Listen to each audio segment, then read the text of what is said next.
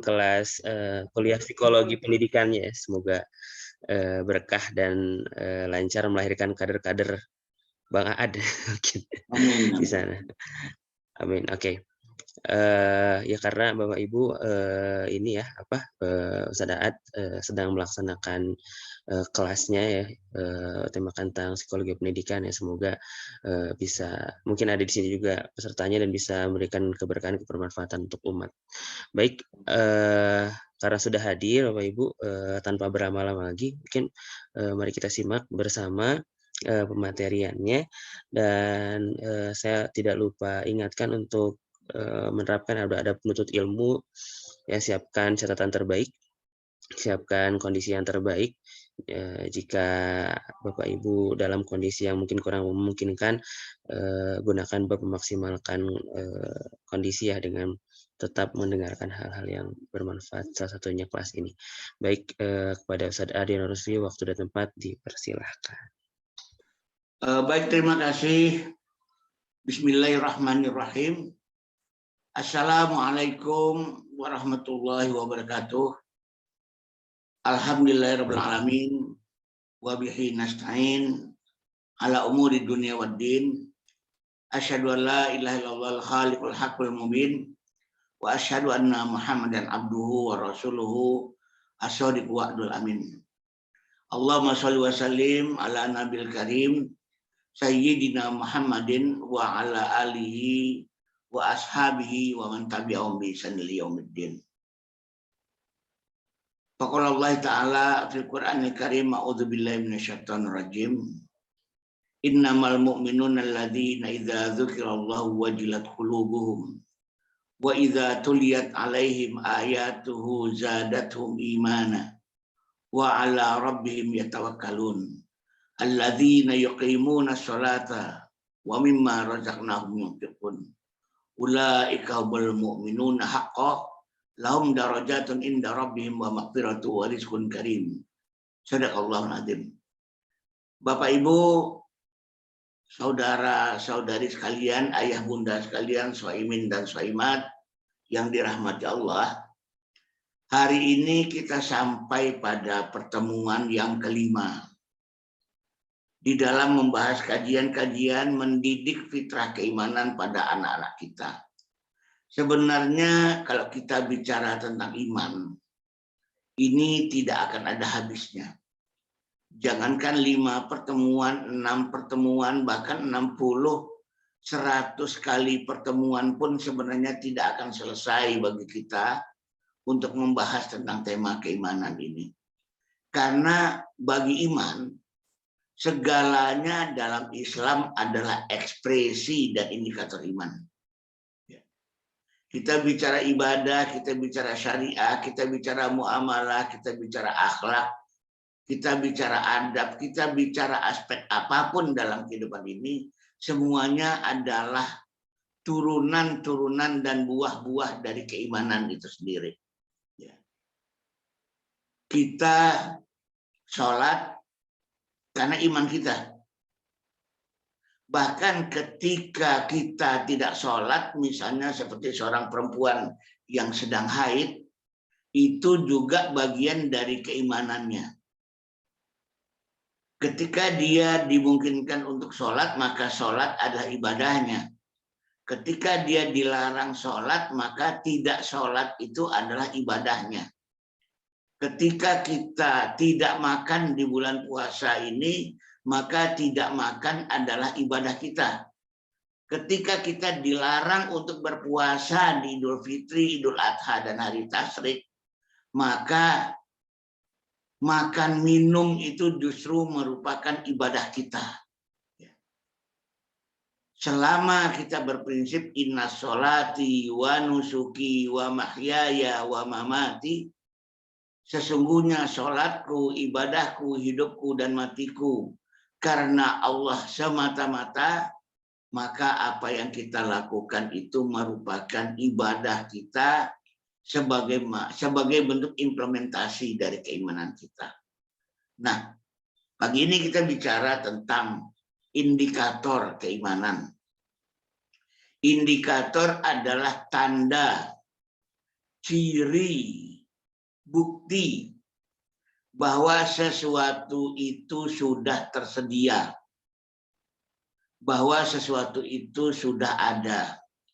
Indikator iman artinya tanda, ciri, dan bukti bahwa keimanan itu sudah bersemai, sudah tumbuh dengan mekar pada diri kita dan pada diri anak-anak kita. Ayah bunda sekalian, sebagaimana kita bahas di pertemuan pertama, indikator dari iman itu sesuatu yang sangat sulit untuk diukurnya. Itulah yang menyebabkan kenapa iman menjadi anak tiri. Kenapa kemudian yang menjadi anak emasnya itu adalah misalnya hafalan Quran. Karena indikatornya jelas, empirik, terukur. Kemudian kenapa anak kandung sekarang ini, pendidikan Islam sekarang ini ada pada ibadah dan akhlak? Karena indikatornya pun jelas, empirik, terukur. Nah, begitu iman, ini indikatornya nggak mudah.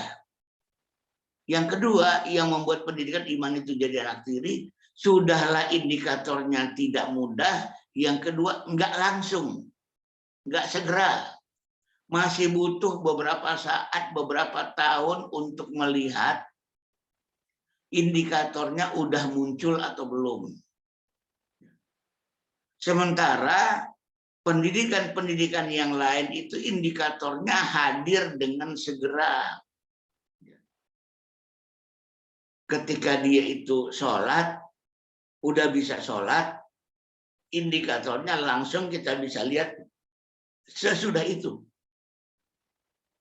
Ketika seorang anak menghafal Al-Quran, apakah dia hafal Al-Quran atau tidak, langsung segera kita bisa lihat sesudah itu. Nah, tapi yang iman itu menunggu waktu. Dia sifatnya ada di dalam dada. Disebut nama Allah, bergetar hatinya. Gimana caranya melihat adanya hati yang bergetar? Hanya masing-masing kita yang bisa mengukur apakah hati kita bergetar ketika disebutkan nama Allah. Ketika dibacakan kepadanya ayat-ayat Allah, bertambah imannya. Boleh jadi hanya dia yang tahu apakah imannya itu sudah bertambah atau tidak ketika ayat Allah itu dibacakan. Sementara kita itu sendiri sebagai orang tua nggak mudah untuk mengetahuinya. Tapi kalau kita perhatikan Al-Quran selalu bicara tentang indikator. Tadi indikator iman disebutkan dalam surat Al-Anfal ya. Jika disebut nama Allah, bergetar hatinya, disebut dibacakan padanya ayat-ayat Allah, bertambah imannya. Kepada Tuhan mereka itu bertawakal. Dan seterusnya. Ketika Allah mengatakan qad aflahal mu'minun, sungguh telah beruntung orang-orang yang beriman, langsung disebut indikatornya tuh.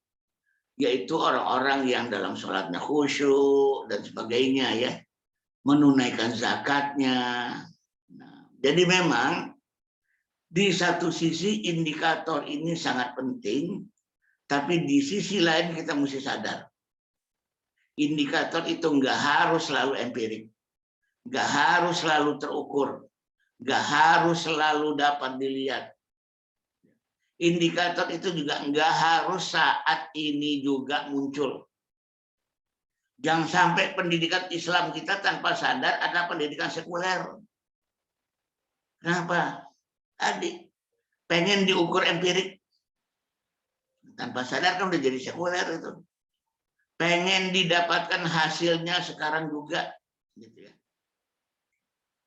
Ayah bunda sekalian, bapak ibu saudara sekalian, suatu ketika ada seorang laki-laki yang lewat di depan Rasulullah ketika Rasulullah sedang duduk-duduk di sebuah majelis. Kata Rasulullah, orang ini calon surga, calon penghuni surga, kata Rasulullah. Para sahabat lain tentunya penasaran. Apa yang menyebabkan orang ini disebut Rasulullah sebagai calon penghuni surga? Di mana kelebihan ibadahnya? Di mana kelebihan amalnya? Sampai-sampai ada seorang sahabat yang mengintip orang ini, yang memonitor orang ini. Apa sih kelebihannya sampai Rasulullah mengatakan dia calon penghuni surga? 3 hari 3 malam orang ini dimonitor, diintip. Di mana kelebihannya sampai Rasulullah mengatakan dia penghuni surga? Ternyata indikatornya nggak ketemu. Sholatnya biasa-biasa aja, ibadah-ibadah lainnya biasa-biasa saja, amal-amalnya juga pas-pasan aja. Sampai sang monitor ini, sang pengintip ini, di hari yang ketiga bertanya kepada orang ini, "Hai Fulan, sejujurnya aku mengakui aku mengikuti kamu selama 3 hari ini, aku memonitor kamu selama 3 hari ini. Karena kata Rasulullah, engkau ini calon penghuni surga. Tapi sejujurnya, kok aku tidak melihat keutamaan dan kelebihan apapun pada ibadah dan amalmu selama 3 hari ini. Apa sih rahasianya? Sehingga kamu itu disebut sebagai calon surga." Apa kata laki-laki itu? Aku juga tak tahu kenapa Rasulullah mengatakan begitu. Tapi tidaklah aku bangun pagi kecuali bersih dadaku dari buruk sangka terhadap seluruh penghuni bumi, terhadap seluruh ahlul ardh. Nah, kisah ini menggambarkan kepada kita betapa kalau kita bicara indikator, jangan terjebak pada hal-hal yang sifatnya empirik. Ternyata laki-laki ini modal masuk surganya adalah baik sangka. Baik sangka itu nggak mudah untuk melihatnya, menemukan indikatornya. Makanya sahabat ini, yang bilang sahabat ini adalah Abdullah bin Umar, ya, radhiyallahu anhu. Tapi ada juga mengatakan bukan Abdullah bin Umar. Dia sendiri nggak bisa menemukan indikator selama 3 hari 3 malam yang menyebabkan Rasulullah menyebutnya sebagai calon penghuni surga. Ini juga pembelajaran bagi para ayah bunda, bahwa ketika kita ingin melihat apakah anak kita imannya udah bagus, udah kuat dan segala macam, jangan dilihat semata-mata dari sesuatu yang kasat mata. Ternyata banyak yang tidak kasat mata. Dan jangan menganggap remeh hal-hal yang sifatnya kelihatannya sederhana, bahwa dia nggak pernah buruk sangka terhadap ahlul ardh, penghuni bumi. Berarti dia nggak pernah buruk sangka pada ular kobra. Dia nggak pernah buruk sangka kepada kalajengking. Dia nggak pernah buruk sangka kepada binatang berbisa. Terhadap segala yang ada di bumi, yang melata di bumi.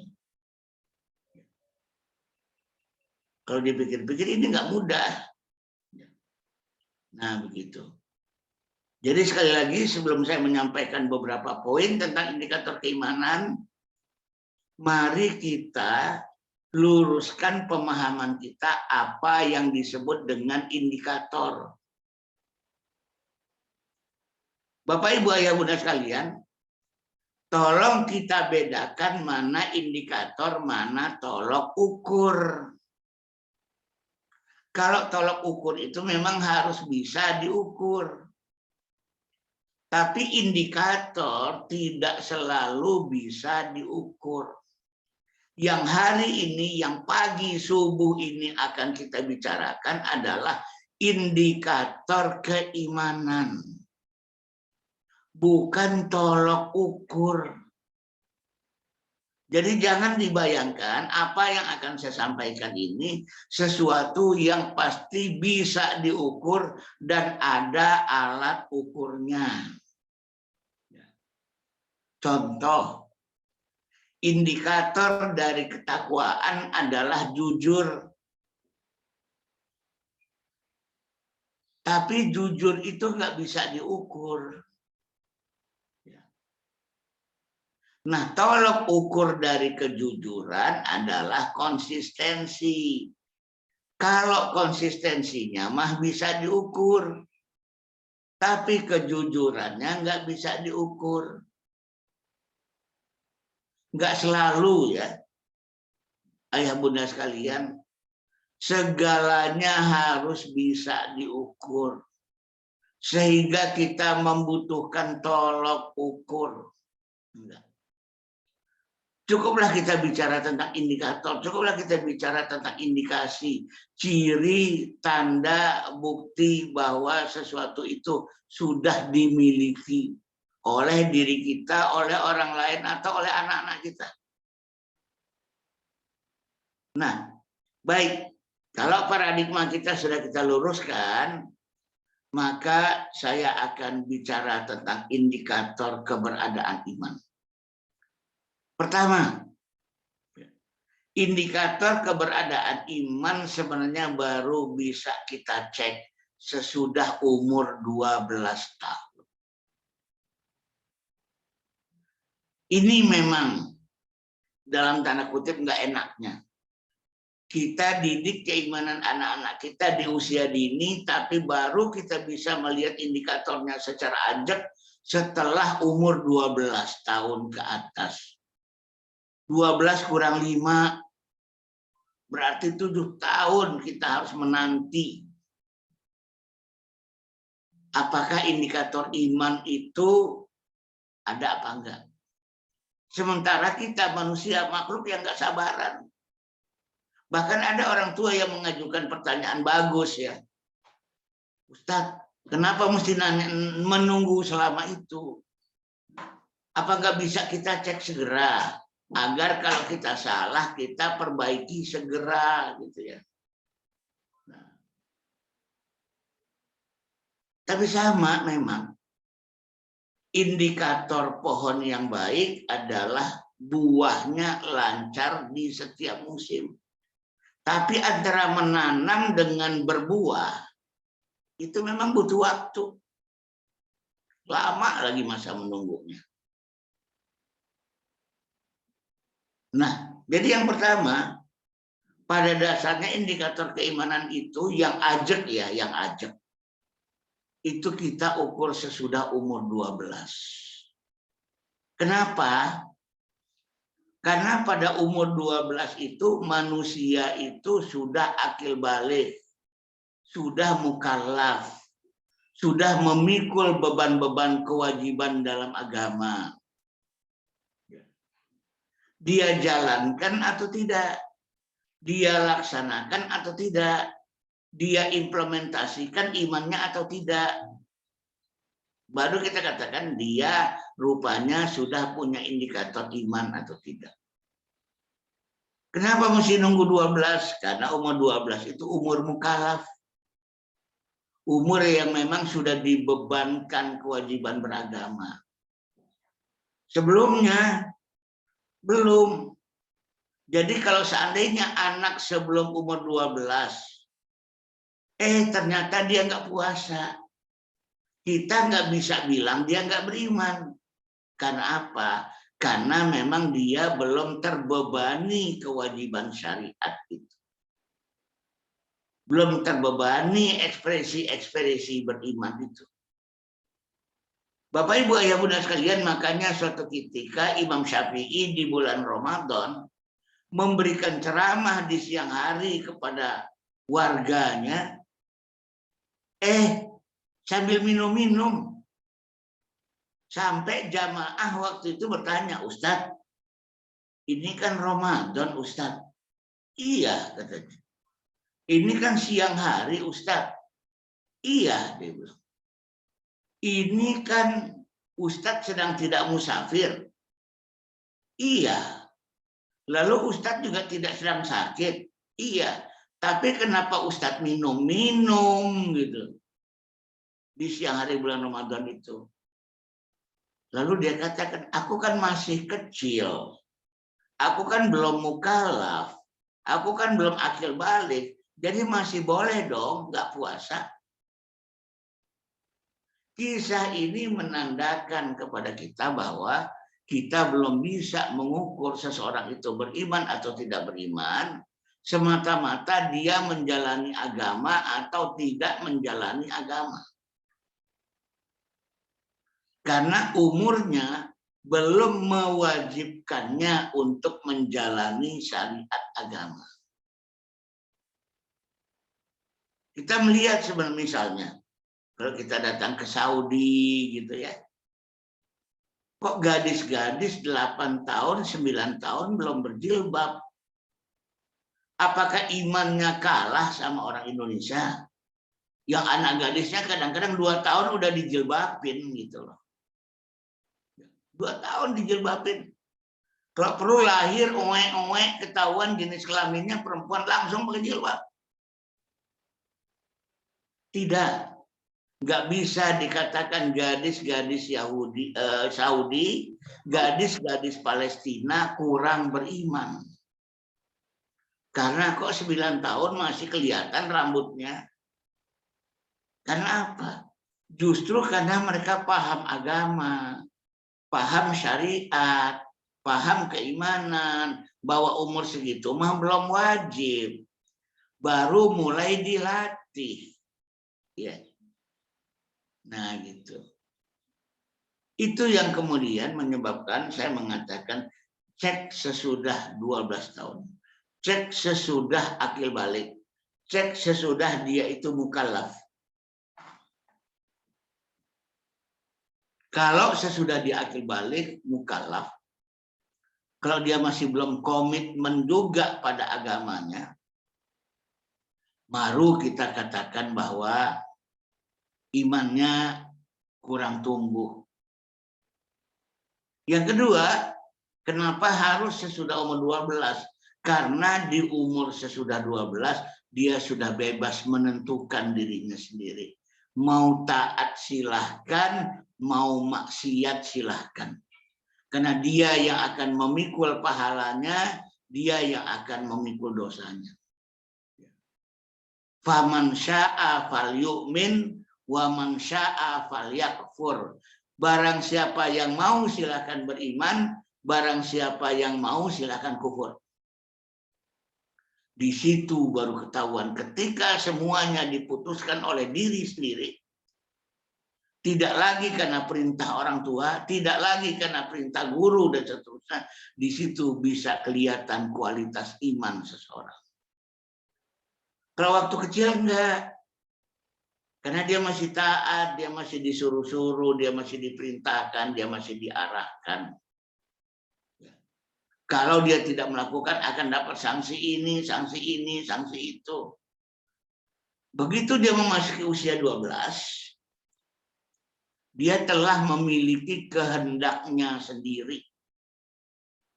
Mau taat silakan, mau maksiat silakan, dia bertanggung jawab kepada Tuhannya. Di situ baru kelihatan apakah dia itu beriman atau tidak beriman.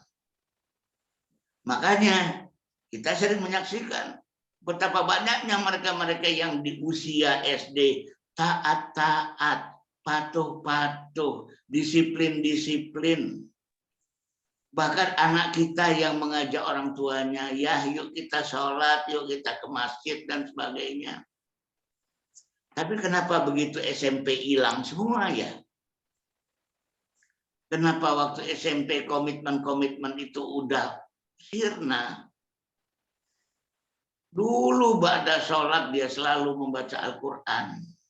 Tapi begitu SMP membaca selembar Al-Quran saja ba'da maghrib, cuma ba'da maghrib. Itu pun udah susahnya setengah mati.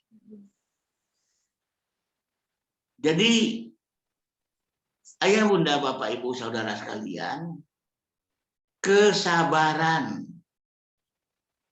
untuk menunggu indikator ini muncul dibutuhkan. Jangan kita semata-mata menjadi manusia yang cerewet. Karena kita anggap indikator iman itu belum kelihatan.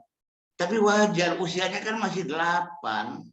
Usianya masih 9. Usianya masih 10 gitu ya.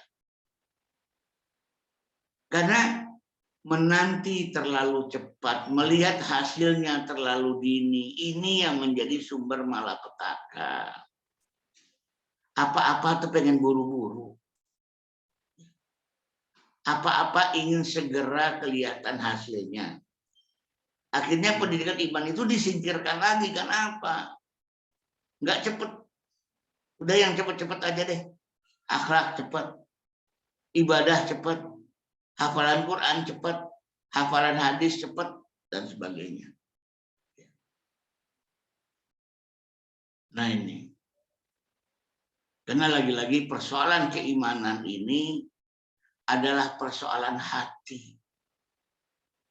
Dalam satu hadis Rasulullah bersabda, "At-taqwa hahuna wa yusiru ila sadri thalatha marrat." Takwa itu di sini, kata Rasulullah. Lalu dia menunjuk ke dadanya 3 kali. Menunjuk ke dadanya. Jadi takwa itu sendiri adanya di dalam dada. Iman itu sendiri adanya di dalam dada. Bagaimana mungkin kemudian kita terlalu buru-buru dan terlalu empirik melihatnya. Dalam sebuah bukunya, Dr. Yusuf Qaradawi pernah berkata, dia kalau tidak salah mengutip pula pernyataan ulama salafus saleh. Beliau berkata begini, betapa banyaknya orang-orang yang dosanya lebih banyak daripada kita, namun imannya lebih kuat daripada kita. Loh, kan? Betapa banyaknya, sekali lagi saya ulang ya, Dr. Yusuf Qaradawi mengutip pernyataan seorang ulama salafus saleh. Beliau mengatakan, betapa banyaknya orang-orang yang imannya lebih kuat daripada kita, tapi dosanya lebih banyak daripada kita. Atau betapa banyaknya orang yang dosanya lebih banyak daripada kita, justru imannya lebih kuat daripada kita. Nah, jangan kemudian kita lihat orang banyak dosa, wah imannya jelek, imannya lemah, ya, imannya rendah. Di zaman Rasulullah, ada orang yang masuk surga tanpa pernah sekalipun sujud kepada Allah. Di kitab Sahih Bukhari itu diabadikan kisah itu. Dalam sebuah peperangan, seorang laki-laki masuk Islam. Begitu dia masuk Islam, dia bersyahadat, dia langsung ikut pasukan perang. Menaklukkan benteng musuh. Lalu benteng itu takluk. Harta pampasan perang dibagikan. Tapi laki-laki yang baru masuk Islam ini bilang, aku masuk Islam ini bukan dalam rangka mendapatkan harta pampasan perang. Aku masuk Islam ini agar panah tertancap di leherku. Dan aku mati syahid karenanya. Lalu dia perang lagi, menaklukkan benteng musuh yang berikutnya. Saat pasukan dikumpulkan, rupanya dia syahid. Persis seperti yang dia inginkan, panah tertancap di lehernya. Hal ini dilaporkan kepada Rasulullah. Lalu Rasulullah bersabda, sesungguhnya laki-laki ini masuk surga tanpa pernah sekalipun sujud kepada Allah. Berhati-hatilah kita membaca indikator iman. Ternyata imannya dia ini adalah iman jihadi. Dia ingin mati syahid di jalan Allah. Itulah indikator imannya. Bahwa dia berjihad bukan demi mendapatkan pampasan perang, tapi agar panah tertancap di leherku dan aku mati syahid. Kenapa Dr. Yusuf Qaradawi tadi mengatakan Betapa banyaknya orang yang dosanya lebih banyak daripada kita, padahal imannya lebih kuat daripada kita. Karena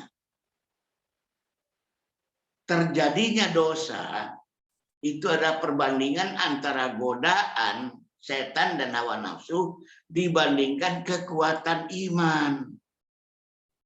Imannya 10, godaannya 8. Selamat dia.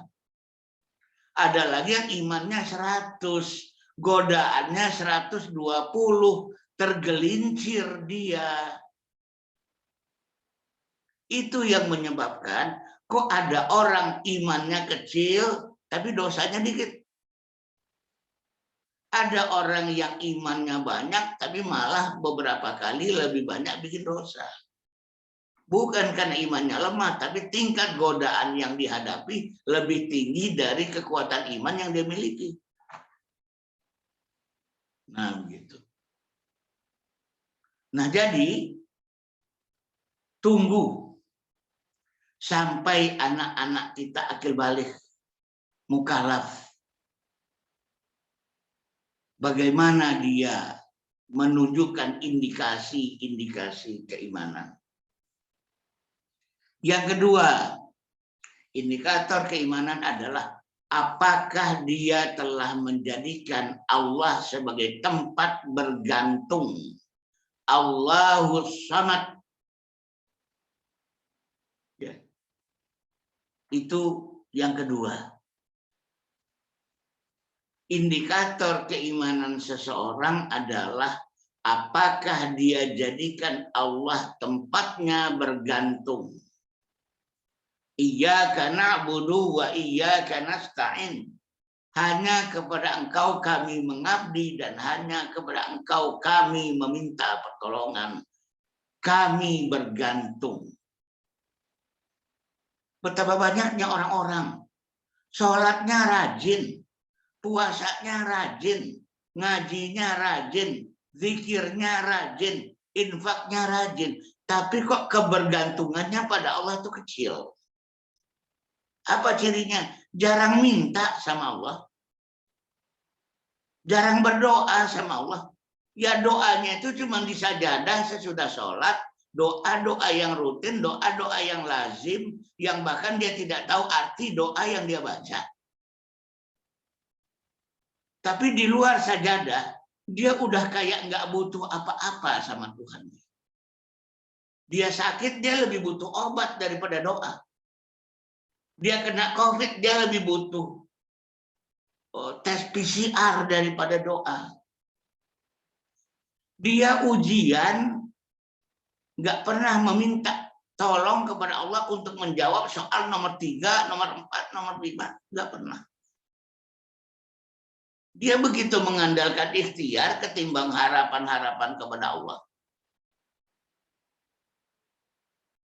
Saya pernah bertanya kepada sejumlah mahasiswa dan mahasiswi, kalau kalian ujian semester, soal nomor 3 kalian nggak bisa jawab, pernah nggak meminta kepada Allah jawabannya? Enggak. Tidak satu pun mengatakan, ya waktu itu aku minta pada Allah. Ya Allah, nomor 3 jawabannya apa? Nomor 3 itu kuncinya gimana? Padahal saya katakan istilahnya, kalau mau nyontek, nyontek yang halal itu sama Allah. Kalau mau nyari bocoran yang halal itu sama Allah. Pernah nggak kalian minta sama Allah? Ketika kalian ingin berkreasi, ketika kalian menghadapi masalah. Ketika COVID-19 itu hadir, dokter-dokter kita pertama kali itu meminta kepada Allah atau mencari textbook. Bagaimana cara menangani COVID-19. Ya Allah, tunjukkan padaku obatnya. Ya Allah, tunjukkan padaku resepnya. Ya Allah, Engkau titipkan di otak sebelah mana, ya Allah, formula untuk membuat obat antivirus corona. Hampir enggak. Kita rata-rata meminta kepada Allah hanya minta ampun, minta rezeki, minta jodoh. Pernah nggak sih minta konsep, minta kreasi, minta solusi? Hampir enggak, mohon maaf. Mari kita lihat pada anak-anak kita. Sesudah dia berumur 12, sejauh mana ketergantungannya kepada Tuhannya.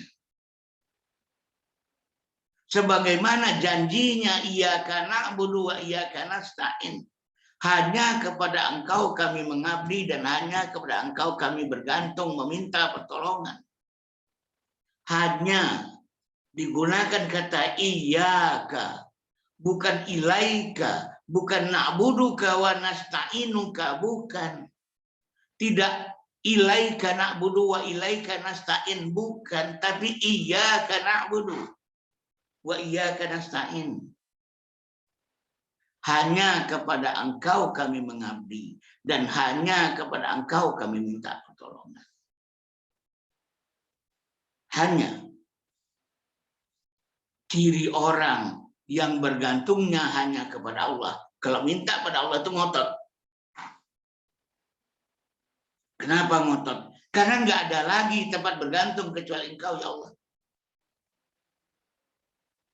Doanya kayak orang setengah maksa. Kenapa setengah maksa? Ya jika tidak Engkau kabulkan, lalu kepada siapa lagi aku minta tolong? Doa setengah maksa itu dalam agama disebut istighatsah. Istastaghitsuna rabbakum fastajaba lakum anni mumiddukum bi alfi minal malaikati murdifin. Ingatlah ketika kalian beristighatsah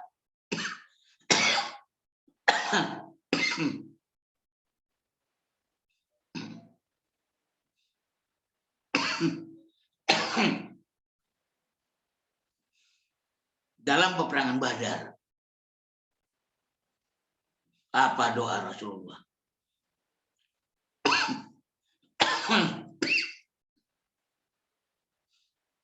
Apa doanya para sahabat ketika itu? Ya Allah, jika tidak Engkau tolong hamba-hambamu dalam peperangan Badar ini, mungkin besok tidak akan ada lagi yang akan menyembahmu, ya Allah. Itu doa kok kayak ngancem ya. Bukan mengancam. Tapi mereka-mereka ini memang tempat bergantungnya cuma sama Allah. Gak ada pilihan. Wajar kalau ngotot. Jadi indikator yang kedua itu adalah apakah Allah menjadikannya tempat bergantung. Mari kita lihat dengan doa-doanya. Hubungan manusia kepada Allah itu adalah hubungan meminta. Bukan hubungan memberi. Karena Tuhan kita Maha Kaya. Berbeda dengan agama lain ya. Dalam agama lain dia berurusan dengan Tuhannya dalam untuk memberi. Mempersembahkan sesuatu kepada Sang Hyang. Sembahyang. Kalau kita tidak. Kita berdoa, meminta. Sholat yang artinya juga meminta. Sholawat yang artinya juga meminta. Memintakah dia pada Allah? Dan hanya kepada Allahkah dia meminta? Bergantung.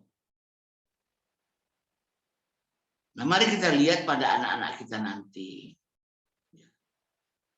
Oleh karena itu, karena penantian kita cukup lama, yang penting pada saat dia itu masih pada usia anak, kita didiklah lewat contoh dan lewat ajaran. Bergantung kepada Allah. Seorang anak ketika berkata, ayah, aku kepengen deh mobil-mobilan yang itu tuh, yang pakai baterai, yang ada suara sirinenya. Nah, yuk sama-sama kita doa yuk sama Allah. Ya Allah, aku senang banget sama mobil-mobilan yang aku lihat di toko tadi. Sayangnya harganya mahal, ya Allah. Ayah lagi nggak ada uang, ya Allah berikan rezeki dong ya sama Allah, sama ayah. Agar Engkau berikan rezeki pada dia, agar aku bisa dapat mobil-mobilan, ya Allah. Gitu. Sampai urusan beli mobil-mobilan pun kita ajak dia berdoa pada Allah. Ya Allah, tidak ada baju cakep, ya Allah, warnanya kuning, rendak-rendaknya keren deh, ya Allah, gitu. Minta tuh sampai ke situ, sampai ke rendaknya diceritain. Warnanya, mereknya di toko ini, cerewet banget dia sama Allah. Ini yang akan membangun manusia beriman di masa akan datang. Apapun dia omongin. Dan Allah itu suka dicerewetin, Allah itu suka direpotin, Allah itu suka disibukin oleh hamba-hambanya. Yas'aluhu man fis samawati wal ardi yaumin huwa fi sya'nin. Dalam surat Ar-Rahman. Meminta kepada Allah apa-apa yang ada di langit dan di bumi, setiap saat dia itu sibuk mendengarkan keluhan hamba-hambanya, menerima curhatan hamba-hambanya, menerima permintaan dari hamba-hambanya. Allah senang banget dicerewetin. Allah senang banget disibukin. Allah senang banget direwelin, setengah dipaksa. Karena orang yang meminta kepada Allah setengah maksa, itu adalah indikator bahwa dia nggak punya tempat lain untuk meminta. Justru kita agak khawatir sama mereka yang berdoa, ya Allah kalau bisa sih, gitu. Dikhawatirkan dia punya Tuhan lain. Kalau engkau nggak kabulkan, ya udah, aku tinggal minta sama Tuhan kedua. Kalau nggak dikabulkan, tinggal minta sama Tuhan ketiga. Kalau enggak, ya aku minta lagi sama Tuhan yang keempat, gitu loh.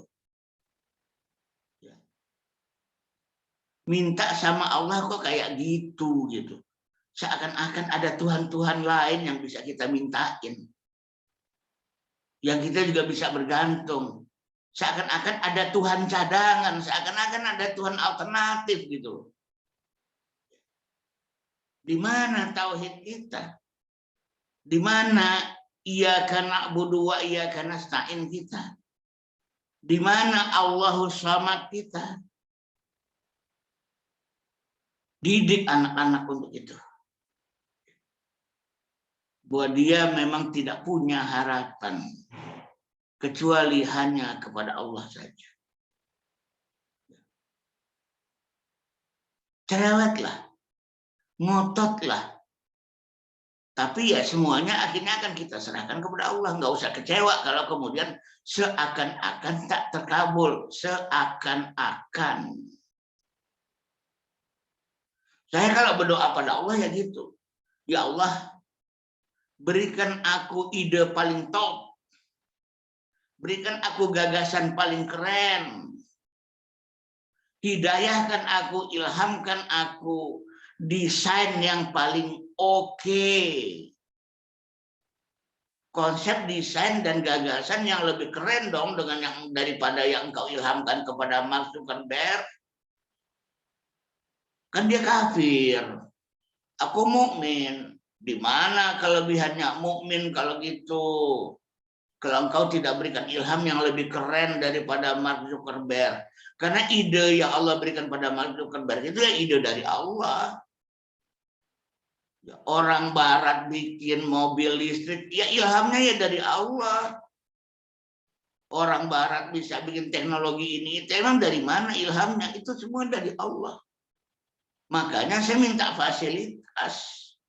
Ya Allah, kalau engkau kasih gagasan padaku, mesti yang lebih keren dong dibandingkan gagasan yang kau berikan kepada Mark Zuckerberg, segala macam. Gagasan di bidang apa? Ya gagasan di bidang psikologi. Kan nggak mungkin di bidang teknologi, gitu ya. Jadi itu indikator iman. Kita lihat nanti. Sejauh mana ketergantungan anak-anak kita kepada Tuhannya. Apakah dia adalah orang yang lillah billah dan ilallah. Karena Allah dengan cara-cara Allah untuk mencari keridhaan Allah. Apakah dia anak-anak yang serba Allah. Karena tingkat ketergantungannya kepada Allah tinggi. Saya tidak mengatakan tingkat ketergantungannya kepada sholat. Ya. Saya tidak mengatakan tingkat ketergantungannya kepada puasa. Saya tidak mengatakan tingkat ketergantungannya kepada zikir, bukan, tapi kepada Allah. Karena ada manusia sekarang kok punya ketergantungan terhadap sholat. Giliran dia mens, dia nggak boleh sholat, galau. Loh, ini dia mengabdi pada Allah atau mengabdi pada sholat? Tergantung pada Allah atau tergantung pada sholat ini? Kok giliran dia datang bulan, nggak boleh sholat, dia galau gitu. Nggak bisa memecahkan masalah. Nggak boleh begitu. Saat seorang perempuan itu dilarang sholat, ya tidak sholat itu ya ibadahnya.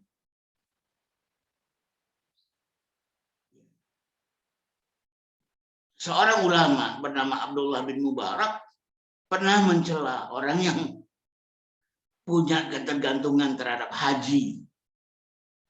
Bolak-balik Mekah Madinah, bolak-balik Mekah Madinah. Di sini ibadah. Di Mekah beribadah.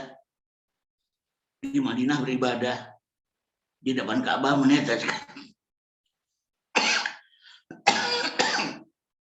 Ya. Di depan Ka'bah dia meneteskan air mata.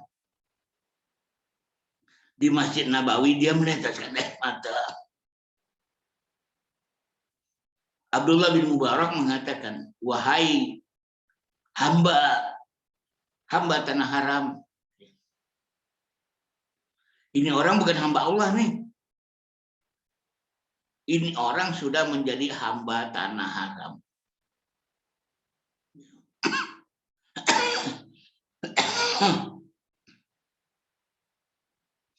Nah, kemudian yang ketiga, indikator keimanan yang ketiga itu adalah motivasinya beragama tinggi. Motivasinya untuk menjadikan agama sebagai landasan hidupnya. Pandangan hidupnya, standar hidupnya itu tinggi sekali. Dia bekerja karena agamanya. Dia tidur karena agamanya. Dia berjuang karena agamanya. Dia mengembangkan kompetensinya karena agamanya. Dia membuat teknologi karena agamanya. Dia berkinerja luar biasa karena agamanya. Untuk sesuatu yang bahkan seolah-olah kita anggap ini bukan urusan agama, tetap dia menjadikan agama sebagai motivasinya. Inna sholati wa nusuki wa mahyaya wa mamati lillahi rabbil alamin. Sesungguhnya sholatku, ibadahku, hidupku, matiku hanya karena Allah, Rabb sekalian alam. Dia melakukan riset dengan motivasi ibadah. Bapak, Ibu, Ayah, Bunda, Saudara sekalian, dalam zaman kejayaan Islam, teknologi ilmu dan pengetahuan lahir itu karena motivasi ibadah.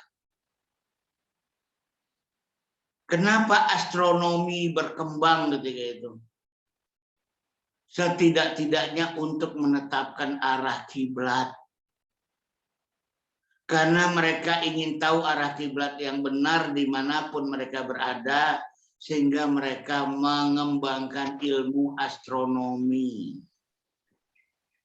Kenapa matematika berkembang begitu pesat saat itu? Karena dalam rangka pembagian warisan, itu membutuhkan kemampuan matematika yang lumayan mumpuni. Ini mulai lagi pagi.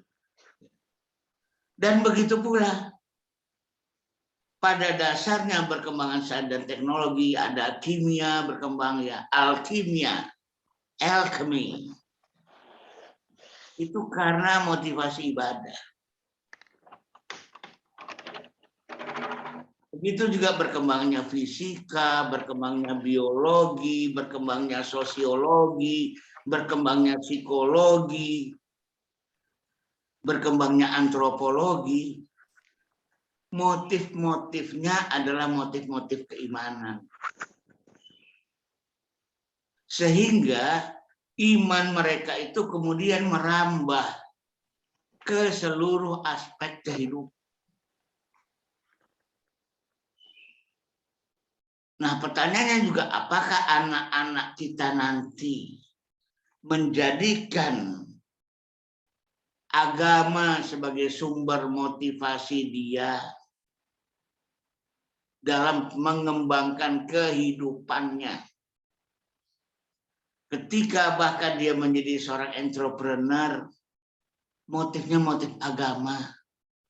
Dia bilang, aku ingin membantu orang miskin. Karena kemiskinan itu mendekatkan orang kepada kekafiran. Kadal fakru ayyakuna kufra, kata Rasulullah. Hampir-hampir kemiskinan itu mendekatkan orang pada kekafiran. Aku nggak ingin saudara-saudaraku menjadi kafir oleh kemiskinannya, maka aku ingin mengembangkan entrepreneurship. Aku ingin kaya dan aku ingin membantu saudara-saudaraku yang tak beruntung. Jadi motivasi ekonominya pun atas dasar motivasi beragama dia. Dia belajar ilmu kedokteran. Kenapa? Dia ingin orang itu tidak banyak sakit, sehat, kuat. Karena kata Rasulullah, mukmin yang kuat lebih Allah cintai daripada mukmin yang lemah. Dia ingin menjadi konglomerat. Karena kata Rasulullah, sesungguhnya Islam ini ditegakkan oleh hartanya Utsman bin Affan dan Abdurrahman bin Auf. Ya. Kalau perlu kita namakan ini imanopreneurship. Apakah anak kita di atas 12 tahun telah memiliki imanopreneurship? Bahwa jiwa wirausaha dia lahir dari keimanan dia.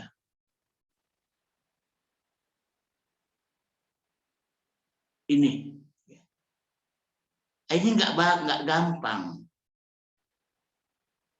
Iman sebagai motivasi agama, agama sebagai landasan motivasi dia berkehidupan jenis apapun. Mungkin seorang mukmin dia ingin belajar geologi. Kenapa? Dalam surat Al-Zalzalah Allah bicara tentang gempa bumi dan erupsi. Idza zulzilatil ardu zilzalaha, apabila bumi diguncangkan dengan seguncang-guncangnya gempa. Wa akhrajatil ardu athqalaha, dan bumi mengeluarkan segala macam isinya. Wa qalal insanu ma laha, dan manusia bertanya-tanya, ada apa gerangan dengan sang bumi? Rupanya langsung dijawab oleh bumi ketika itu juga. Yauma idzin tuhaddisu akhbaraha. Hari itu juga bumi menjelaskan keadaannya. Bermuhadatsah, berdialog dengan manusia. Kok bisa? Bi anna rabbaka awhalaha. Karena Tuhanmu telah mewahyukan kepada bumi bagaimana caranya berdialog dengan manusia. Loh, kenapa kita nggak paham bahasa bumi? Ya, bahasa bumi adalah bahasa feminin. Dan dia ingin menyibak bahasa bumi itu. Karena seharusnya peristiwa apapun, gempa, erupsi, harusnya bisa diramal katanya. Imannya mengatakan harusnya gempa itu bisa diramal. Imannya mengatakan harusnya erupsi itu bisa diramal. Berangkat dari keyakinan imannya bahwa Allah tidak pernah menciptakan sesuatu itu mendadak. Selalu kun fayakun. berproses. Nah inilah ya, ketika agama sebagai sumber motivasi kehidupannya. Indikator iman pun telah dia miliki ketika itu. Dia baca surat Yasin tentang pergerakan lalu lintas alam semesta yang begitu cepat, tapi nggak pernah macet, nggak pernah tabrakan. Lalu itu memberikan kepadanya ide untuk membuat sistem lalu lintas anti macet, anti tabrakan. La syamsu yanbaghi laha an tudrikal qamar wa la lailu sabiqun nahar wa kullun fi falaki yasbahun. Kamu tidak akan mendapatkan matahari mendapatkan bulan atau malam mendahului siang. Nggak akan ada itu kebut-kebutan kayak begitu tuh, balap-balapan kayak gitu tuh. Karena kulun fi falaki yasbahun, segalanya bergerak dalam garis edarnya, dalam orbitnya masing-masing. Aha, saya akan bikin sebuah sistem lalu lintas yang berbasis pada orbit, pada rel, pada lintasan. Sehingga lahirlah teknologi transportasi, sistem transportasi yang seperti matahari, bulan, malam, dan siang. Dia diatur oleh sebuah takdir, diatur oleh sebuah sistem yang memiliki kejelasan dan ketegasan. Dzalika takdirul azizil alim. Wal qamara qaddarnahu manazila. Dan bulan-bulan telah kami takdirkan manzilah-manzilahnya. Hatta ada kal urjun yang qadim, sampai dia kembali lagi dalam bentuk tandan yang tua.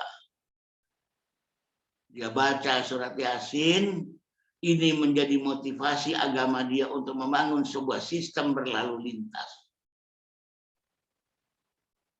Tentunya pada anak-anak kita yang memasuki usia 12 yang nggak perlu secanggih itu.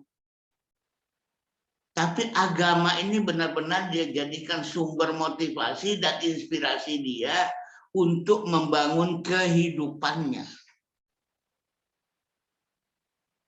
Nah itu kita bisa cek nanti dengan dialog-dialog. Kamu kenapa tertarik dengan robotika?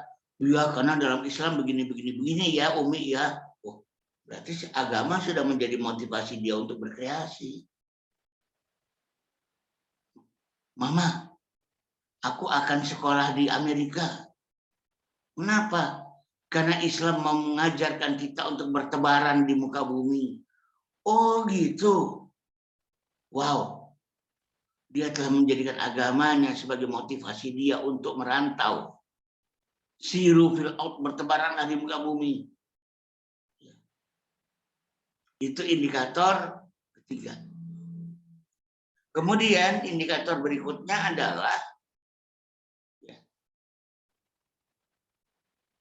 beragama atas inisiatif internal. Internal locus of control. Beragama atas inisiatif internal, bukan disuruh-suruh.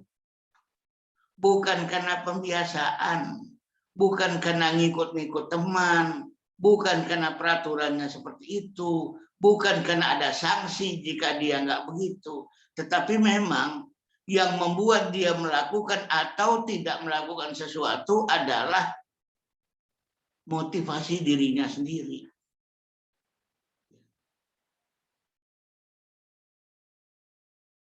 Sehingga Sayyidina Umar pernah ngecek sama seorang anak. Nah, jadi Umar intinya ngajakin curang gitu loh. Tapi anak itu mengatakan, oke, memang nggak ada orang lain yang lihat perbuatan kita, tapi Allah di mana? Aina Allah? Di mana Allah? Allah akan melihat segala macam perbuatan kita. Allah akan menyaksikan semua amal-amal kita. Jadi itu yang menjadi motivasi internalnya dia. Dia lakukan karena Allah, dia tidak lakukan karena Allah, sehingga walaupun dia sudah bebas, merdeka, tidak lagi diperintah-perintah oleh orang tuanya, tidak lagi disuruh-suruh atau dilarang-larang oleh orang tuanya, dia akan jalankan. Cirinya adalah ada orang, nggak ada orang, ada kita, nggak ada kita, anak kita itu akan melakukan yang diperintahkan Allah, meninggalkan apa yang dilarangnya. Dan dia bisa menjelaskan secara spiritual, secara imani, kenapa dia melakukan itu, kenapa dia tidak melakukan itu.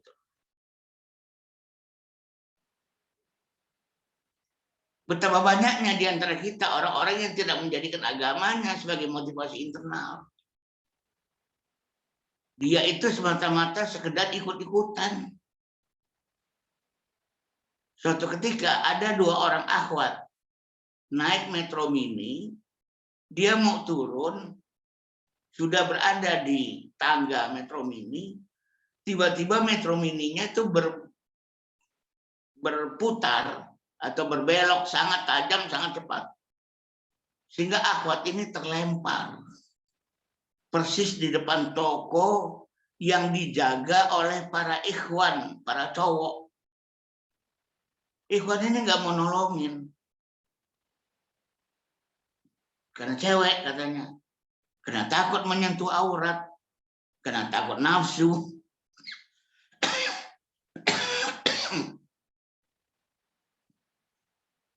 Karena takut syahwat. Jadi dia sebenarnya dia masih mekanistik, masih robotik, memahami syariat secara mekanistik, bukan kena nurani keimanan. Kalau karena nurani beda sikapnya. Ini manusia lagi musibah, kecelakaan. Maka saya mesti bantu. Enggak boleh saya diamkan. Nah begitu. Padahal jangankan menolong akhwat tadi. Imam Malik pernah mengatakan sesuai dengan pemahaman keagamaan yang mendalam. Jika kamu sholat wajib, udah terlambat, menjelang habis waktu, di akhir waktu, kamu lagi sholat, sendal kamu dicuri orang. Hentikan sholatmu, kejar pencurinya. Padahal berapalah harga sendal? Biarin aja diambil pencuri. Kan bisa beli. Berapalah harga sendal? Tapi kata Imam Malik, Allah lebih suka kehilangan. Allah lebih suka kehilangan haknya demi terpenuhi hak-hak dari hambanya. Sendal kita dicuri maling, mesti kita kejar. Padahal sholat itu udah dibatas waktu, bentar lagi habis. Nah ini. Jadi beragama itu memang lillahi ta'ala. Ada orang kayak nggak ada orang, kayak disuruh nggak disuruh, dipaksa nggak dipaksa, dia akan tegakkan.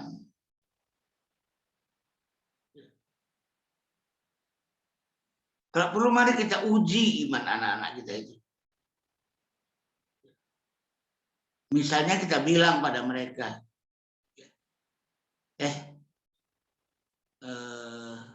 kita buru-buru nih, nggak usah sholat dulu deh, langsung jalan yuk. Bagaimana sikapnya?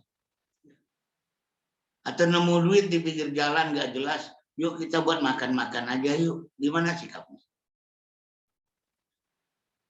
Nah, kemudian indikasi iman itu adalah spontanitas ekspresi keimanan. Spontan, nggak dibuat-buat, nggak direncanakan, nggak direkayasa.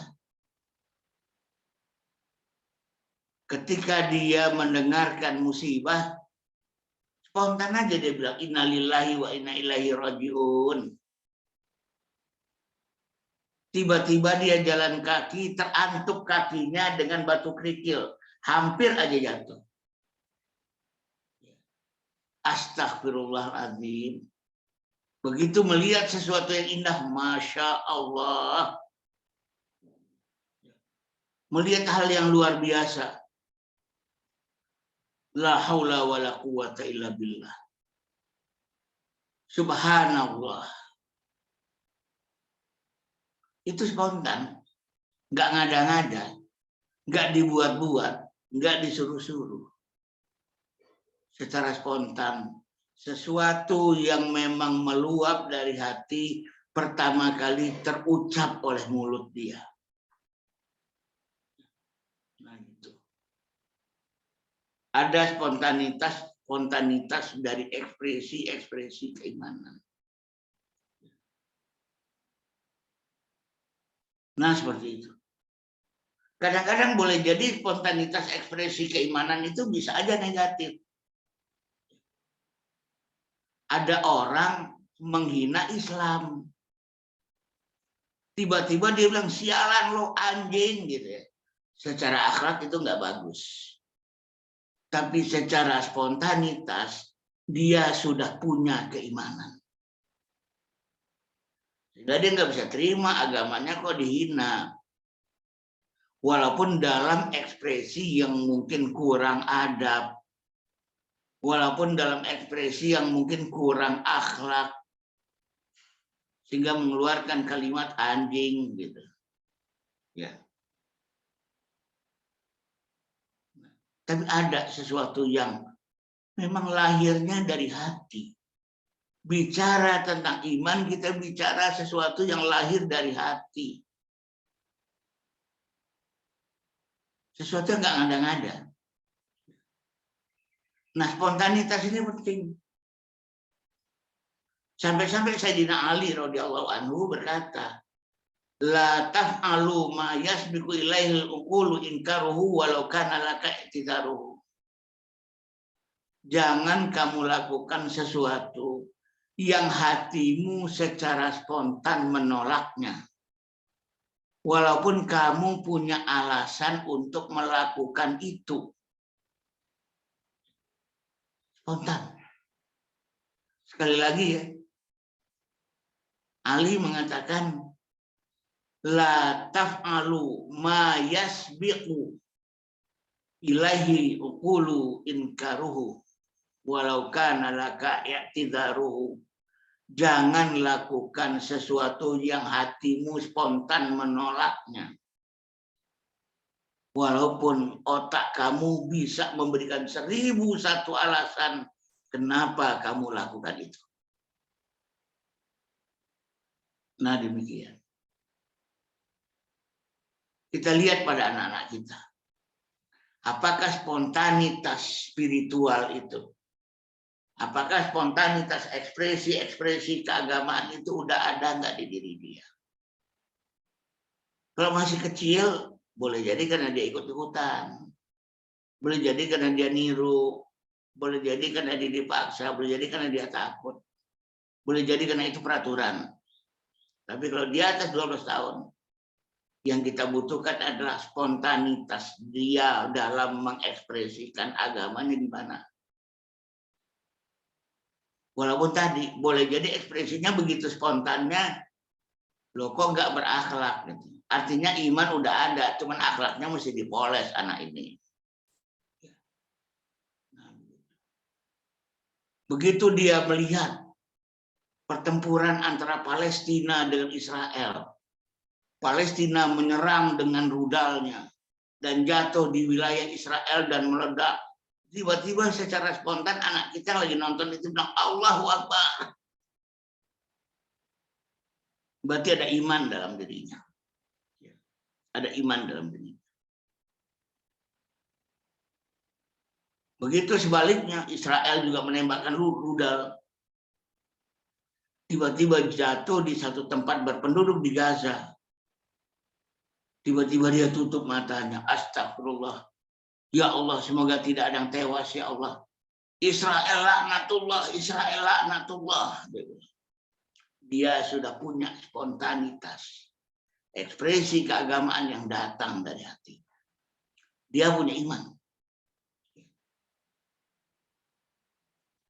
Yang berikutnya, kecemburuan dan pembelaan atas agama. Kecemburuan dan pembelaan dia atas agama. Dia punya ghirah Islamiyah. Kecemburuan atas nama agama. Dia marah karena Allah, senang karena Allah, gembira karena Allah, sedih karena Allah. Ketika Tuhannya dihina, agamanya dilecehkan, nabinya dihujat, dan dia nggak bisa terima, gemetar tubuhnya, dan kita bisa lihat keluar air matanya, geram giginya. Agamaku dihina. Bukan malah kemudian teriak-teriak, nggak boleh marah. Kita kan rahmatan lil alamin.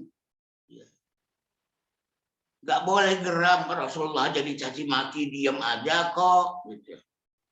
Pernah bahkan ada seorang Yahudi buta, dikasih makan Rasulullah, tapi dia maki-maki Rasulullah setiap saat.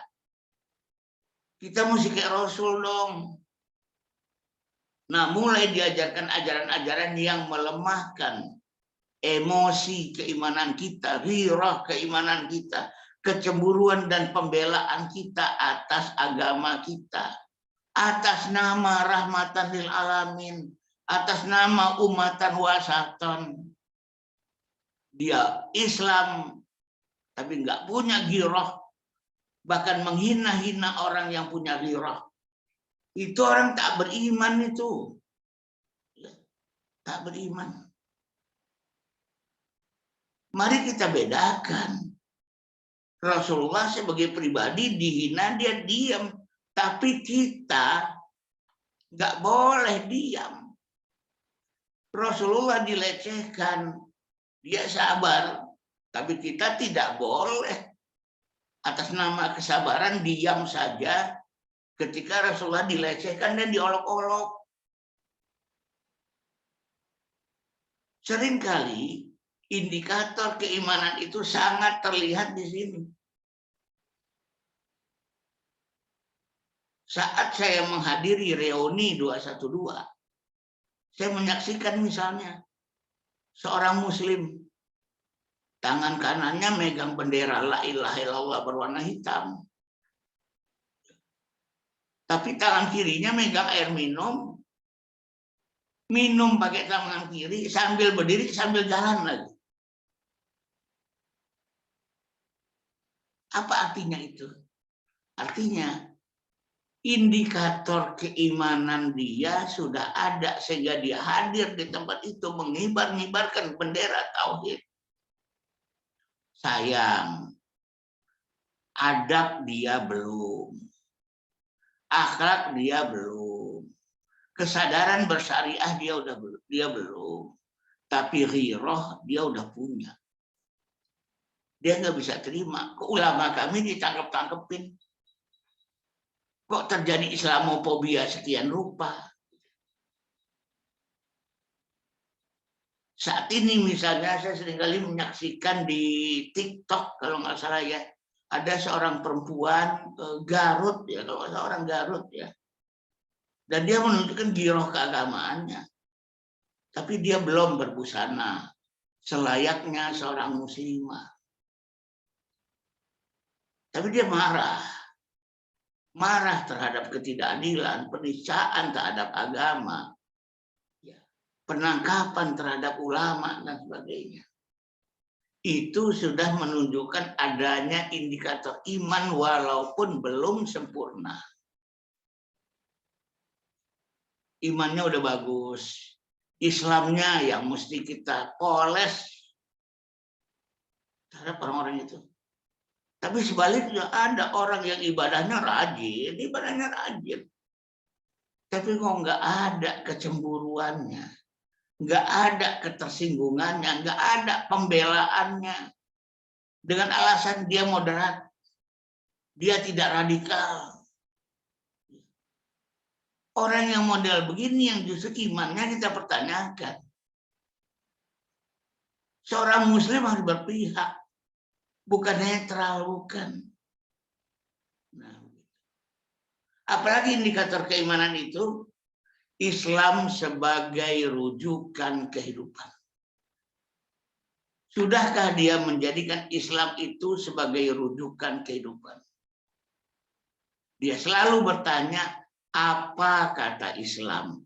Apa kata Allah? Apa kata Rasul? Apa kata Quran? Apa kata Sunnah tentang fenomena ini?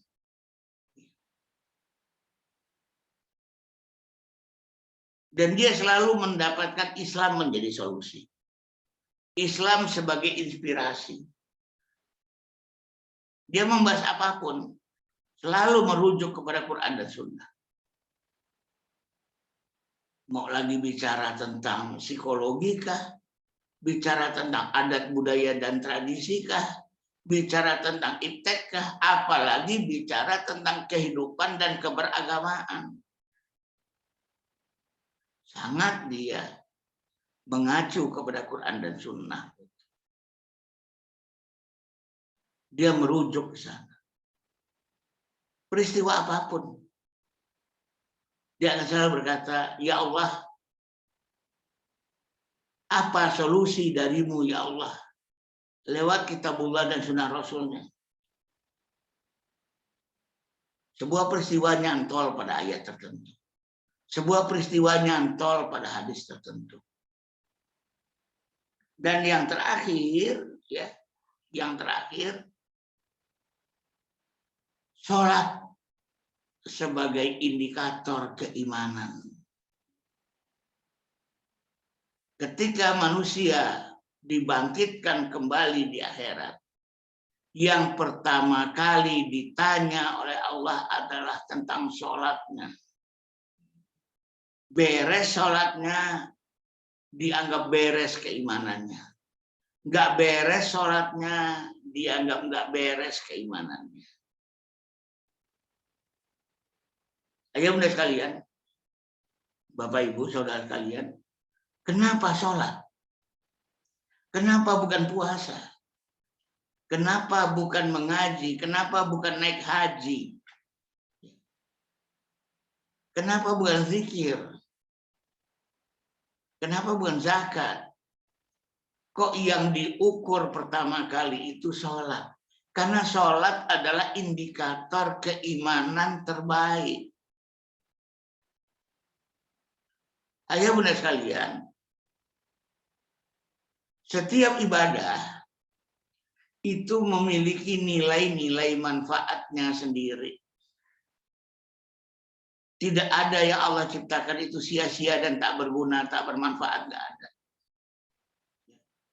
Makanya wajar kita berpuasa. Sekarang orang kafir pun banyak ikut berpuasa.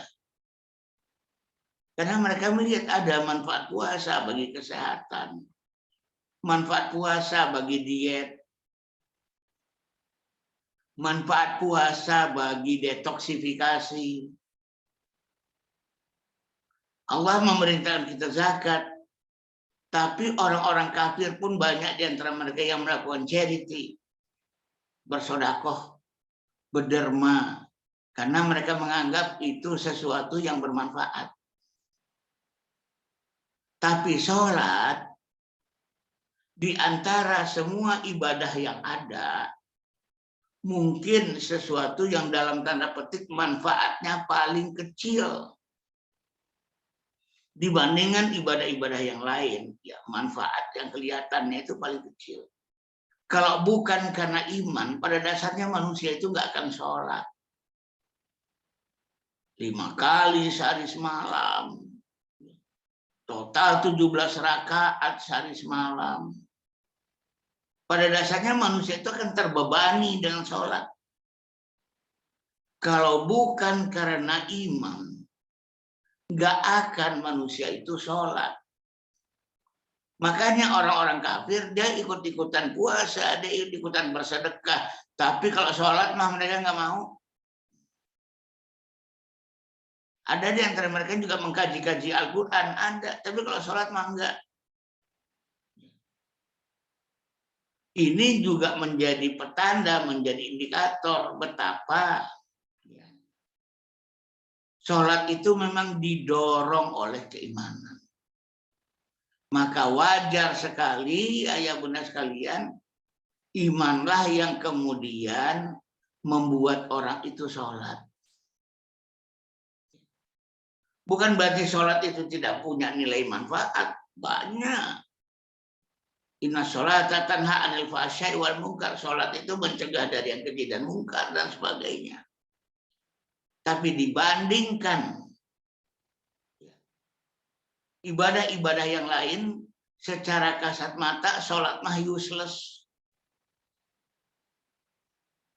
Paling kecil manfaatnya, iman yang membuat orang itu sholat. Kalau untuk puasa mah banyak orang yang nggak beriman dia puasa kok. Kalau untuk bersedekah banyak orang yang nggak beriman dia bersedekah kok. Bahkan betapa rindunya orang-orang kafir itu, bahkan orang-orang yang Islam tapi ibadahnya jelek, dia rindu melihat Ka'bah, dia rindu ke Baitullah. Nah, tapi kalau untuk sholat ini memang pendorongnya adalah iman manusia. Kalau iman sudah diajarkan sebenarnya selesai.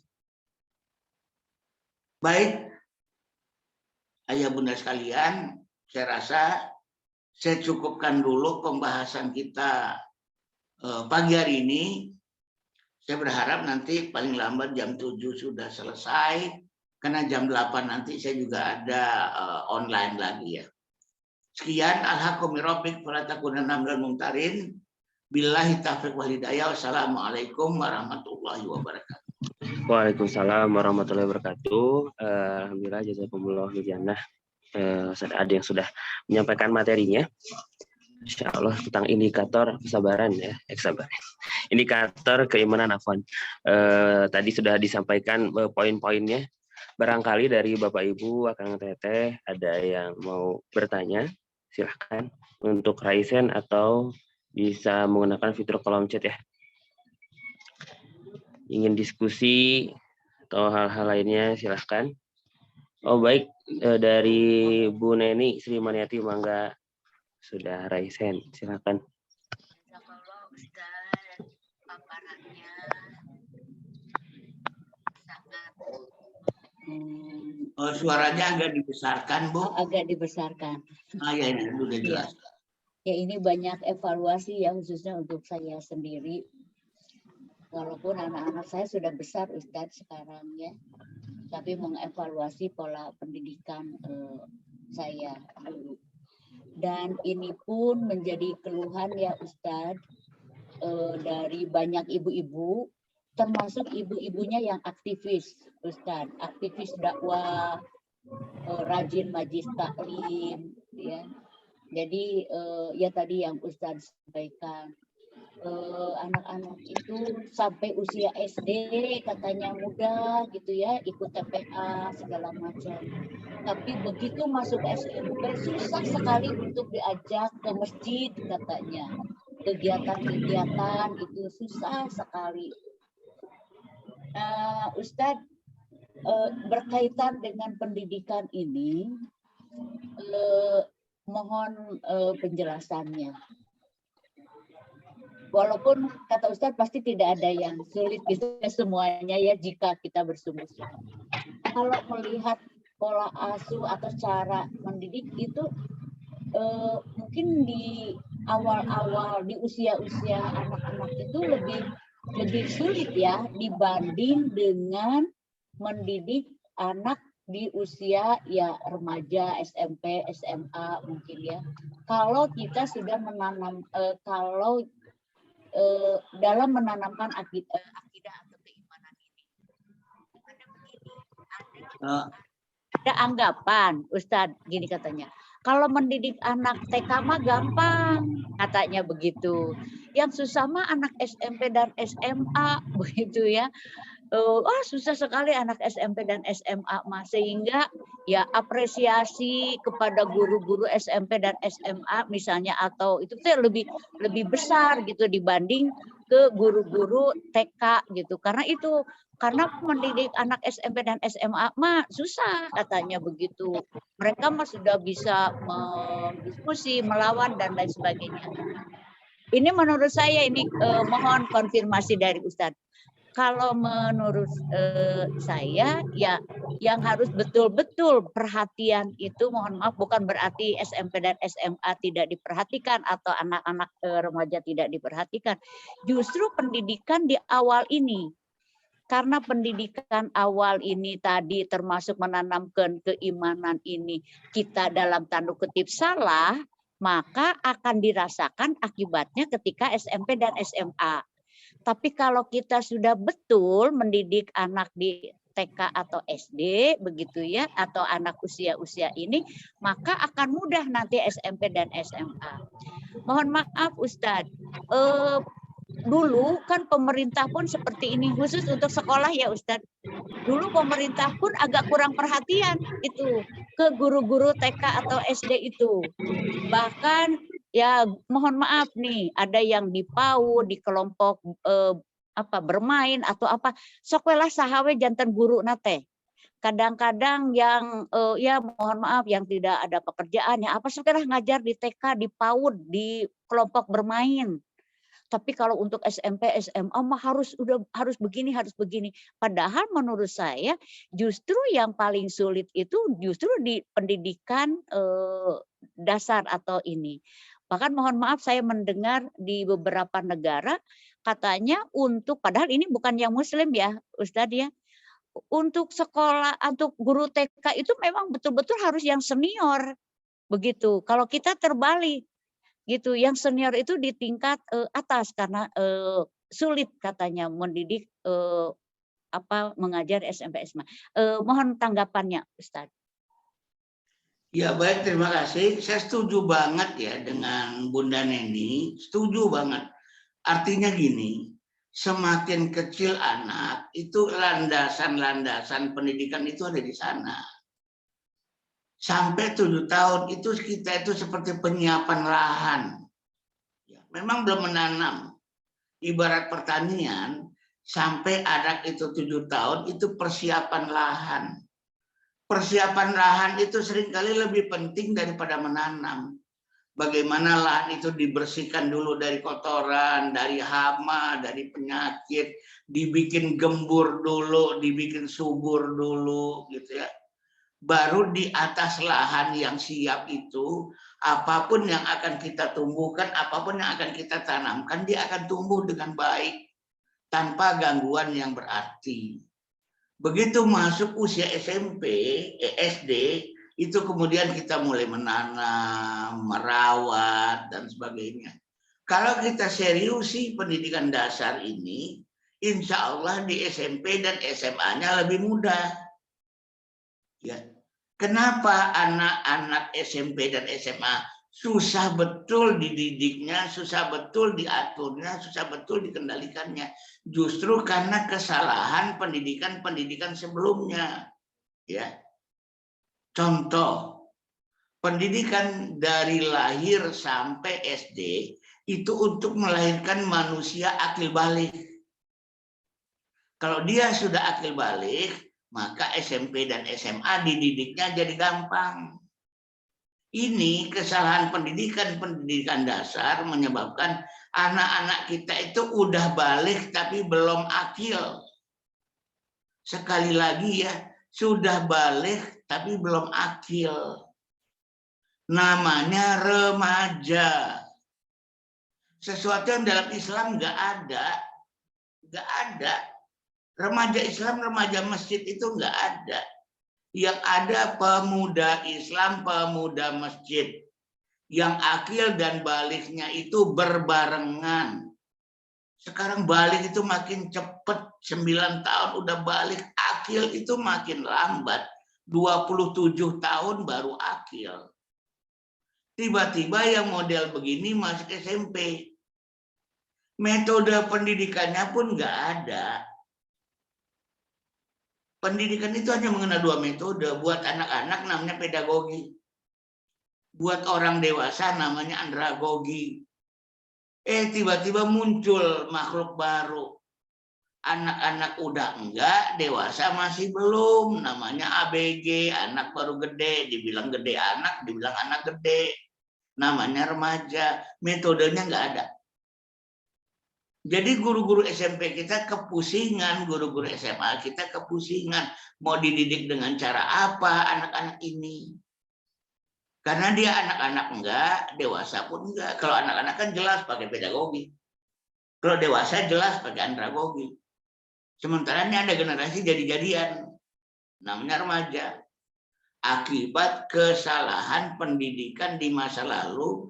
Karena dianggap pendidik-pendidik di masa lalu itu, di masa kecil itu kualifikasinya pas-pasan aja deh. Saya pernah membaca ya. Untuk anak SMA dibutuhkan mereka minimal lulusan D3. SMP lulusan D1. D2, SD lulusan D1. Kalau TK atau PAUD ya pokoknya yang nganggur-nganggur pun dilibatkan aja lah. Ini terbalik. Kalau perlu guru TK dan SD itu doktor. Guru SMP itu magister. Guru SMA mah S1 cukup. Gitu. Kalau ini kita lakukan, pendidikan kesananya menjadi lebih mudah. Nah, jadi memang betul ya.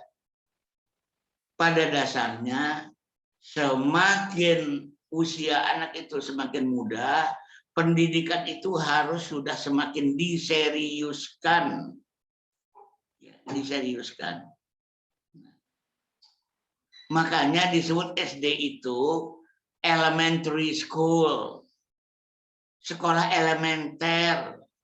Sekolah mendasar. Bukan semata-mata sekolah dasar ya. Tapi sekolah mendasar. Sekolah yang paling elementer, sekolah yang paling prinsipil. TK, SD kalau berhasil dididik, karena iman itu dididik di usia ini. Ya. Maka sesudahnya akan gampang. Akan lebih mudah. Ya, kira-kira gitu Bu ya. Terima kasih. Kalau Ustaz. Ini Alhamdulillah. harus ada perombakan total. Karena untuk TK, SD itu baru sekarang harus sarjana. Kalau dulu kan tidak. Apalagi untuk PAUD, kelompok bermain. Ini pernah juga ada koreksi Ustadz, ya bagus juga itu. Tidak terlalu setuju dengan banyaknya PAUD dan kelompok bermain. Karena seolah-olah ya itu ya karena itu dasar, tapi itu tadi guru-gurunya, pembimbingnya sahawelah gitu, padahal itu yang sangat berdasar. Secara kuantitas itu banyak kelompok-kelompok bermain itu gitu, tapi tidak diperhatikan dari segi kualitas terutama gurunya. Jazakallah Ustaz. Allah. Kita nantikan mungkin sebuah sekolah dengan guru SD yang doktor ya. Guru SMP yang magister, Masya Allah, tabarakallah. Mungkin Darul Hikam bisa mempelopori. Baik, lanjut. Ada pertanyaan di kolom chat, saya izin membuka. Pertanyaan dari yang masuk direct message ke saya. Assalamualaikum Ustaz, jazakumullah materinya. Ustaz mau bertanya, bagaimana bersabar dengan proses ketika indikator keimanan belum nampak pada anak? Karena tadi di awal pun Ustaz menyatakan bahwasanya indikator dan segala macam umumnya empiris terukur ya. Nah, ini bagaimana ketika memang secara indikator tidak terukur, tidak ada batasan, dan bagaimana proses bersabarnya? Nah, justru begini. Karena indikatornya saya katakan baru muncul secara ajak sesudah umur 12, sementara sebelumnya kita belum bisa ngecek. Mari kita arahkan ketidaksabaran kita, karena belum bisa secara ajak ngecek indikator, mari arahkan ketidaksabaran kita untuk terus mendidik keimanan itu. Kok belum kelihatan ya? Kok belum kelihatan ya? Kok belum nampak ya? Belum terwujud ya. justru ketidaksabaran itu kita salurkan, kita lampiaskan dalam bentuk terus mendidik keimanannya, karena kita cemas nanti nggak muncul. Justru karena kita cemas itulah kita anggap aja, wah belum muncul nih, terus kita didik keimanan itu tentunya dengan penuh kesabaran ya, penuh kesabaran. Tapi saya juga ingin mengatakan di satu sisi bahwa kalau indikator itu terukur sesudah umur 12 bukan berarti sebelumnya gejala-gejalanya belum ada, kan enggak ya. Apa-apa itu kan selalu berproses. Pasti gejala-gejalanya juga udah kelihatan pelan-pelan, tambah lama, tambah banyak, tambah lama, tambah kuat sebelum umur 12. Ya. Yang penting kita satu, peka membaca gejala. Karena gejala iman itu ada indikator iman itu enggak mendadak tiba-tiba muncul di umur 12, enggak ada yang mendadak.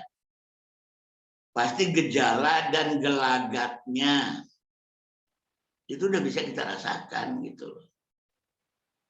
Kemudian yang kedua ya, mulailah kita mencoba mengukur indikator pakai hati. Sekali lagi, marilah kita mencoba mengukur indikator, mengevaluasi indikator pakai hati. Kalau hati yang kita gunakan, sebenarnya gelagat-gelagat awalnya itu sudah bisa kita baca sebelum 12. Walaupun tadi belum ajak ya. Jadi walaupun saya mengatakan pada dasarnya indikator keimanan, kita mencoba untuk mengevaluasinya di umur 12, tapi gelagat-gelagatnya itu sudah bisa kita baca. Tapi bacanya pakai hati. Saya pernah melakukan pelatihan evaluasi hasil belajar di sebuah sekolah selama 8 hari ya di Bandung. Kebetulan di Bandung ada Yayasan Wanita Kereta Api di Jalan Raja Wali Barat. Saya kebetulan konsultan di sana sampai sekarang. Di hari terakhir materi saya tentang evaluasi hasil belajar adalah evaluasilah dengan hati. Enggak semata-mata evaluasi dengan kertas, ya dikasih tes, dikerjakan. Bukan semata-mata dievaluasi dengan mata, mengobservasi. Tapi cobalah evaluasi dengan menggunakan rasa. Evaluasilah dengan menggunakan hati. Rasa dan hati itu bisa menangkap getar-getar iman pada diri anak kita. Orang yang meneriakkan Allahu Akbar, antara orang yang beriman dengan orang yang ikut-ikutan, getarnya beda.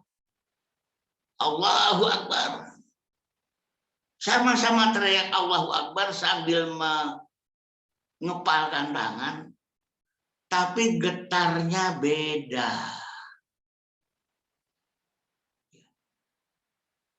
Orang yang dengan iman meneriakkan Allahu Akbar itu agak gemetar. Kadang-kadang ada sedikit air mata yang menggenang di pelupuk bawahnya. Subhanallah, Masya Allah, Alhamdulillah. Sebuah ucapan, tapi berbeda dengan mereka yang mengucapkannya bersama iman, bukan karena bersama pembiasaan.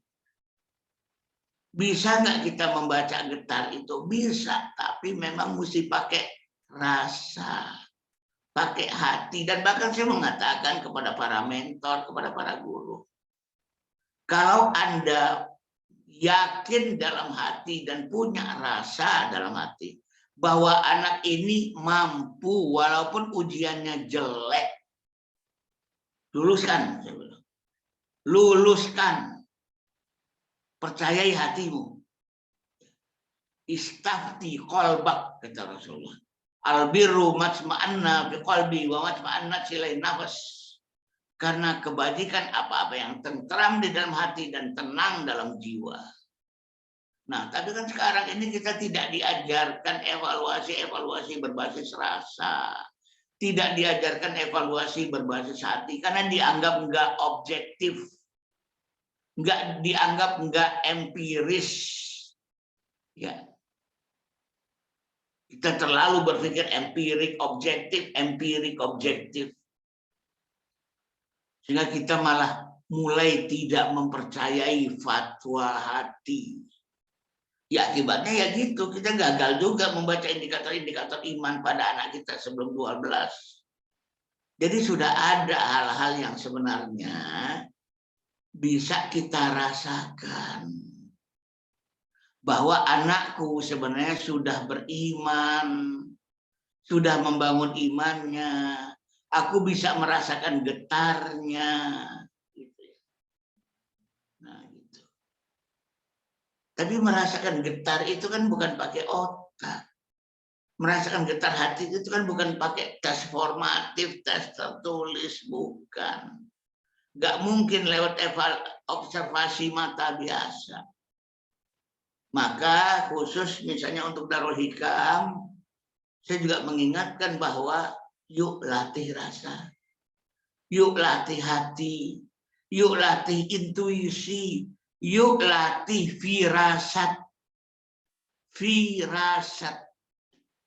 Sampai Rasulullah mengatakan ittaqi firasyatal mu'min fa innahu yara binurillah. Hati-hati dengan firasat mukmin karena dia melihat dengan cahaya Allah. Itu ya. Oke, terima kasih. Ya, alhamdulillah, masya Allah, tabarakallah. Dikasih PR nih sama Bang Ad untuk melatih firasat, melatih hati dan lain-lain karena kita terbiasa betul dengan data dan akurasi yang dinilai lebih objektif sehingga masya Allah ya menafikan hati gitu ya. Jangan sampai akhirnya menafikan hati tersebut. Baik Bapak Ibu, Kang Teteh, sebenarnya pertanyaan yang masuk ada beberapa lagi, cuma karena sudah jam 7 tadi amanah juga dari Ustaz Ad untuk kita akhiri ya, karena ini karena ada agenda lagi gitu yang akan ditempuh. Baik, mungkin sebelum ditutup barangkali ada kata-kata terakhir untuk menutup Bang Ad. Ya baik, Ayah Bunda, Bapak Ibu Saudara, Soiman sekalian dirahmati Allah. Kita sudah pada pertemuan yang keempat. Sejak pertemuan yang pertama sampai pertemuan yang keempat ini, saya begitu seringnya, begitu banyaknya bicara tentang hati. Karena iman itulah sesuatu yang diyakini dalam hati, terekspresikan secara lisan, terimplementasikan secara perbuatan. Dan pertanyaan yang terakhir tadi juga membawa kita untuk bicara bagaimana menilai, melihat indikator dan mengevaluasi dengan menggunakan hati. Sayangnya kita tak terdidik dengan hati. Sejak dari TK, SD, SMP, SMA, perguruan tinggi, kita terlalu dididik dengan rasionalitas. Sehingga semakin lama semakin kurang tajamlah hati ini. Saya beberapa waktu yang lalu mencoba ngecek apakah kita bisa curhat atau tidak, curahan hati atau tidak. Ternyata tidak. Kita terbiasa dengan curpik sebenarnya. Curahan pikiran, walaupun ngaku-ngakunya itu adalah curhat. Sehingga kemudian saya waktu itu di Bandung bikin satu pelatihan tentang heart to heart solution ya. Solusi berbasis dari hati ke hati dan sebagainya, dan akan semakin terus bicara tentang hati. Nah, ayah bunda sekalian, mari ya di masa yang akan datang kita latih hati kita. Tidak bisa saya jelaskan dengan singkat, tapi percayalah, mereka yang mendidik hatinya adalah mereka yang akan menguasai masa depan. Ketika otak semakin lelet, ketika otak semakin kewalahan mencerna kecepatan informasi yang sekarang sudah 5G, sementara otak itu 3G, keteteran dia. Tapi barang siapa yang mampu melatih hatinya di masa depan, dialah yang akan menguasai masa depan itu sendiri. 5G bagi hati itu kecil. 10G pun bagi hati itu kecil. Kecepatan hati itu barangkali 100G dan sebagainya. Itu saja sebagai closing statement dari saya. Alhaqqu min rabbik fala takunanna minal mumtarin. Saya mohon maaf atas kesalahan. Billahi taufiq wal hidayah. Wassalamualaikum warahmatullahi wabarakatuh. Waalaikumsalam warahmatullahi wabarakatuh. Jazakumullah khairan Ustadz Ardian Rusfi yang telah memberikan materi dan penutupnya barusan. Semoga Ustadz Ardian Rusfi beserta keluarga dan orang-orang yang antum cintai, Allah berikan rahmat, Allah berikan taufik, dan Allah berikan surga firdaus di akhirat kelak. Baik Bapak Ibu semuanya, jazakumullah khairan sudah menghadiri sehingga akhir. Sampai jumpa lagi di pertemuan selanjutnya, insya Allah di Jumat depan, di pertemuan ke-6. Terima kasih, dan jika ada yang ingin sedekah subuh, sekali lagi kami ingatkan untuk bisa bersedekah di grup ya, di rekening yang sudah di-share. Jazakumullah khairan, saya Faisal undur diri. Mari kita tutup dengan bersama alhamdulillah. Alhamdulillahirabbil alamin dan kafartul majlis subhanakallahumma wa bihamdika asyhadu an la ilaha illa anta astaghfiruka wa atubu ilaik. Mohon maaf pertanyaan tidak terjawab, semoga ada rezekinya di kesempatan yang akan datang. Wassalamualaikum warahmatullahi wabarakatuh. Waalaikumsalam warahmatullahi wabarakatuh. Semuanya. Baik, saya izin keluar dulu ya. Ya, Ustaz.